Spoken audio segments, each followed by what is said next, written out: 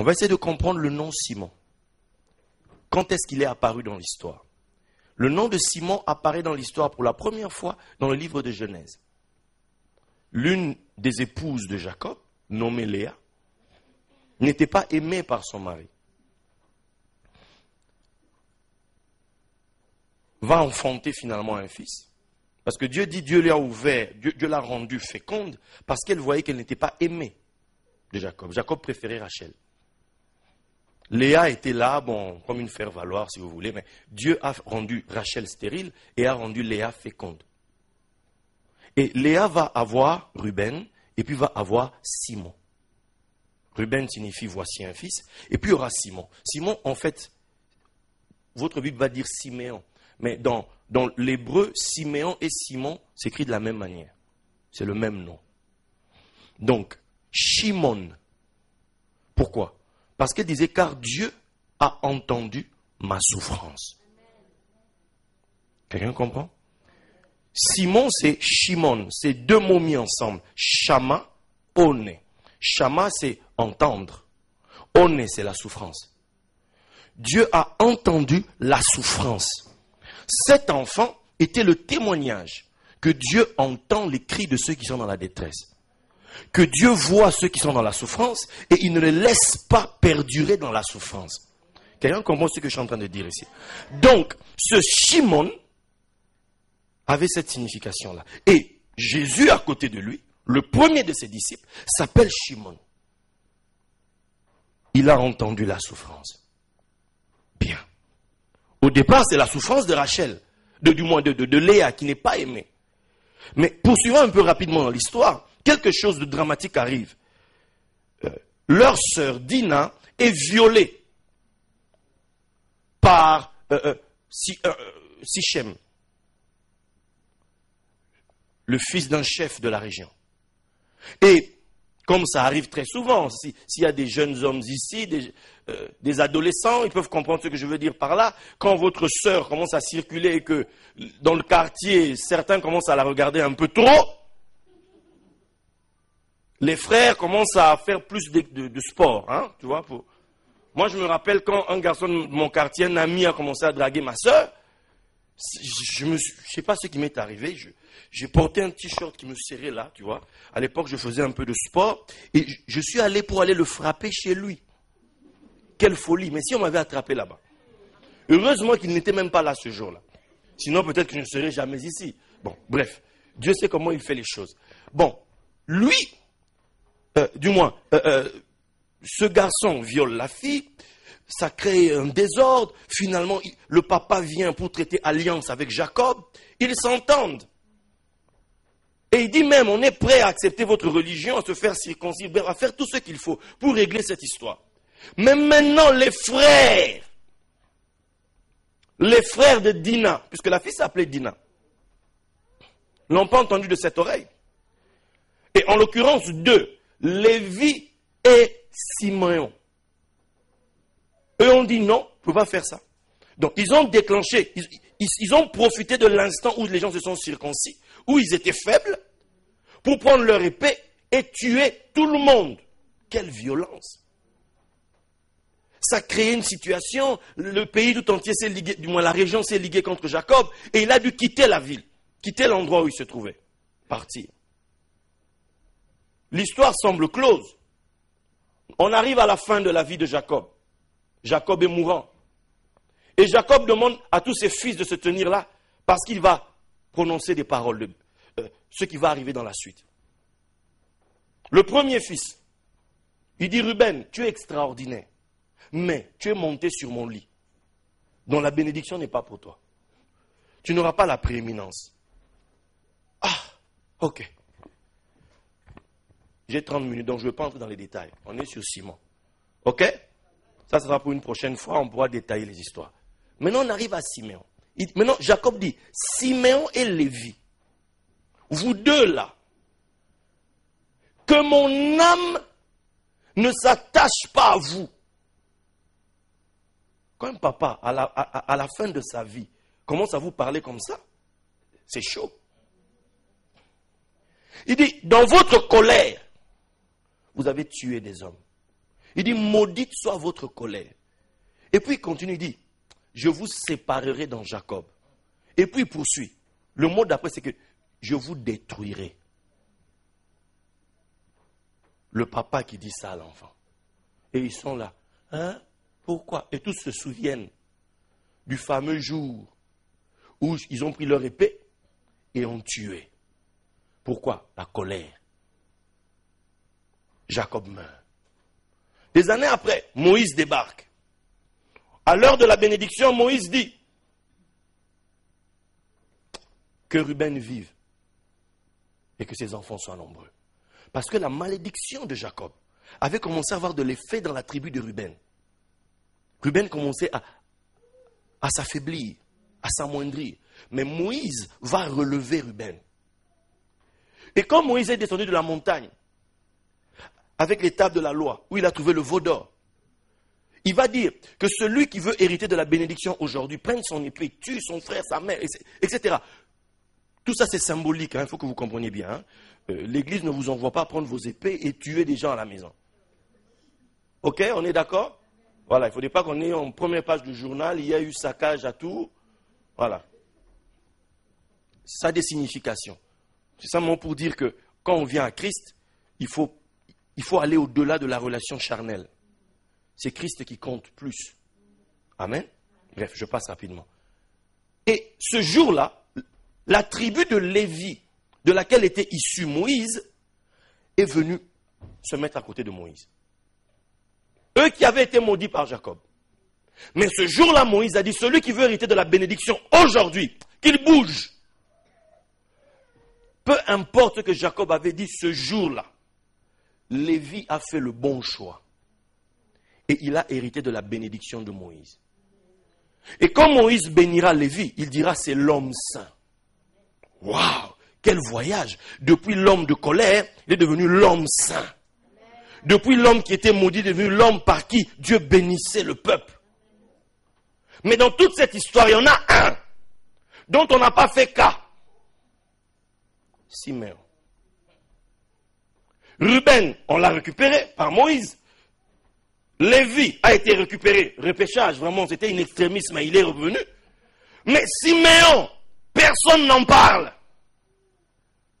Et quand vous lisez l'histoire, à l'heure même où Moïse distribue le pays, Josué distribue le pays, ils vont dire, Siméon aura sa part, mais dans Juda. Tout le monde a eu une portion extraordinaire. Juda a eu la portion la plus grande. Mais Siméon n'a pas eu de portion pour.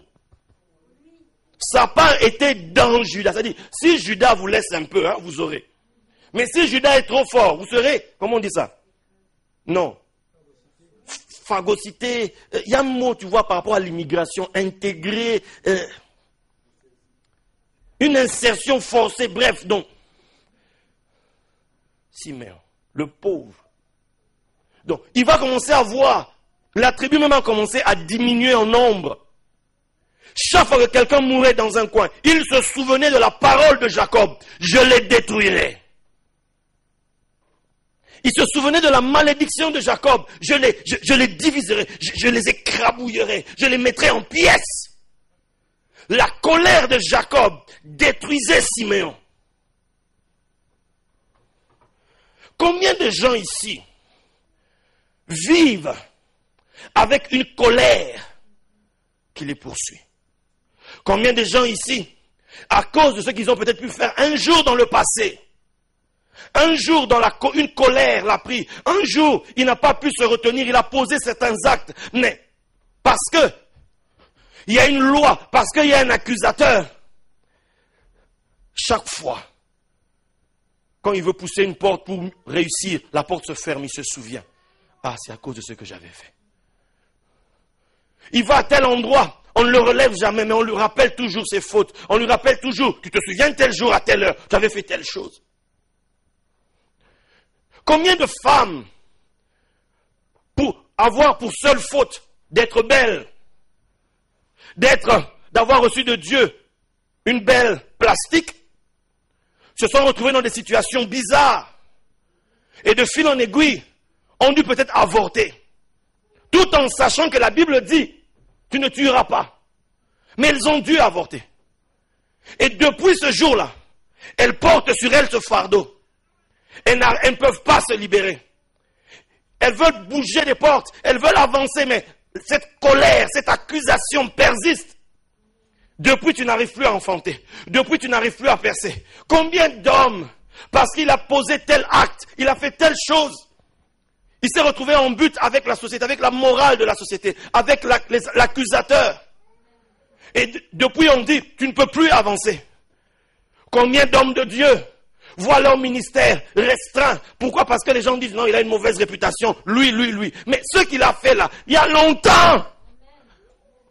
Mais il n'y a personne pour dire, c'est bon, laissons-le passer. Combien de personnes, parce que son père était ceci, sa mère avait fait ceci, etc., se retrouvent portant des fardeaux qu'ils ne méritent pas.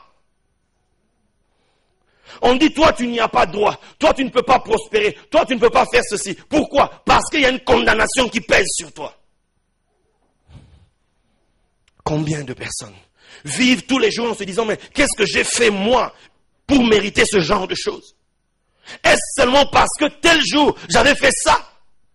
Est-ce seulement parce que tel jour, j'ai volé?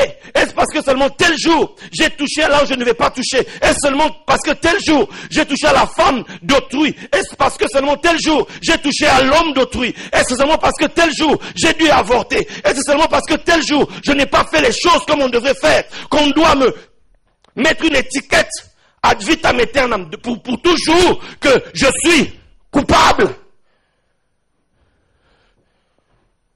Quelqu'un comprend-il ce que je suis en train de dire?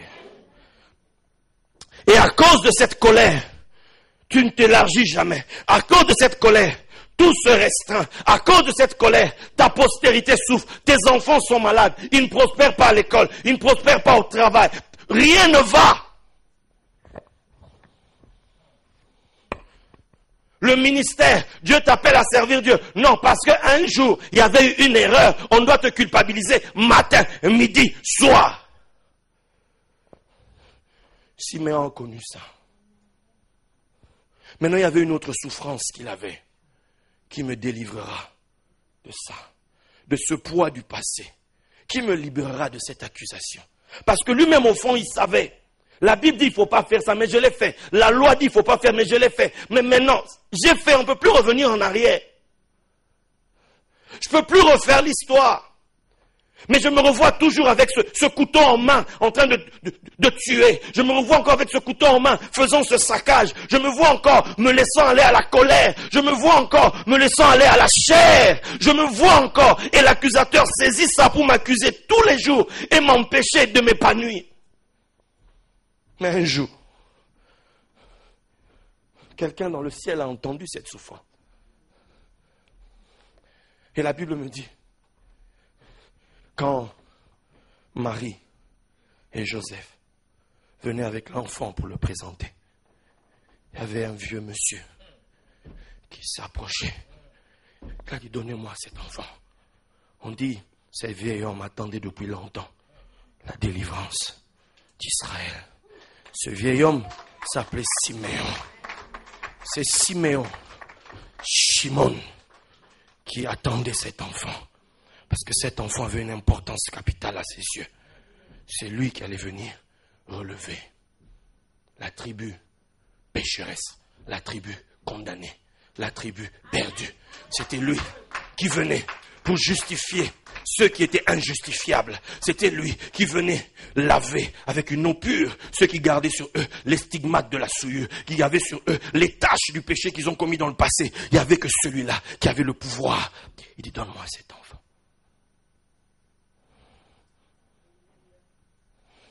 Et puis un jour, cet enfant devenu grand, on le voit se diriger vers une plage.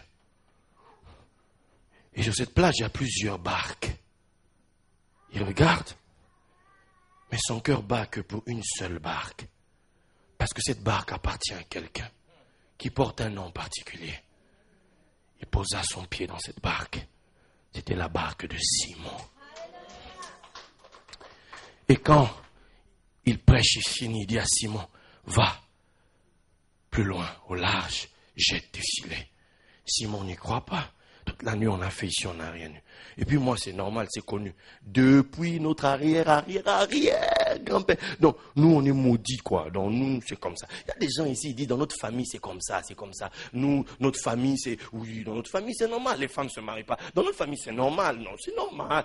On n'a pas d'enfants. Dans notre famille, c'est normal. On n'a pas des bons boulots dans notre famille. Oh non. À l'école, on est tous tarés. C'est normal, c'est connu. Dans notre famille, c'est normal. On n'avance pas. Ils se disent, c'est normal. Non, on a telle maladie de père en fils. Diabète. Et ça continue, quoi. On a des maladies. Le cœur, tu sais, attention, à partir de 45 ans, parce que chez nous. Donc, c'est comme ça, de fil en aiguille, de génération en génération.